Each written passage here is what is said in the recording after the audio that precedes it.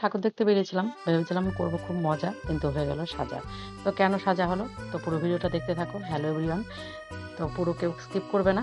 তো এখানে কিন্তু আমরা ষষ্ঠীর দিন ঠাকুর দেখতে বেরিয়েছিলাম ২ জনে।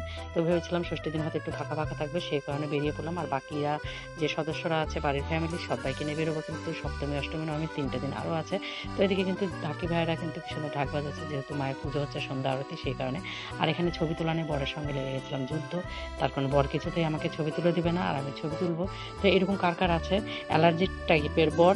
তো আমাকে একটু অবশ্যই কমেন্টে জানাবে। তো এটা আমাদের কিন্তু বালুরঘাটের কচিকলা ক্লাব। তো দেখো এত সুন্দর প্যান্ডেলটা করেছে, অসাধারণ। আর তোমরা যে ঠাকুরটাকে দেখলে ২০ ফুট উঁচু, সেই ঠাকুরটা কিন্তু সত্যি খুব সুন্দর হয়েছে।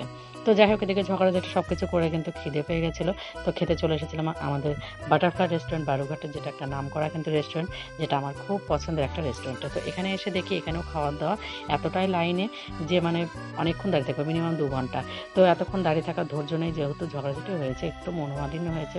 তো মুড টুড খারাপ হয়ে গেছে। তো ভাবলাম ঠিক আছে চলো অন্য কোনো একটা রেস্টুরেন্টে গিয়ে খাওয়া দাওয়া করে নিই। তো এখানে এসেছি, কিন্তু এখানেও এসে দেখি অবস্থা এতটাই খারাপ, আমার একদমই পছন্দ হলো না। তো যাই হোক, এখানে কিন্তু বাড়ির আর বাকি সদস্যের জন্য নিয়ে নিলাম কিন্তু আইসক্রিম, আর আমরা নিয়ে নিলাম সব খাবার প্যাক করে। তো কেমন লাগলো ভিডিওটা অবশ্যই কিন্তু জানাবে। তো like, share, comment, subscribe, follow করতে কিন্তু কেউ ভুলবে না। Thanks for watching.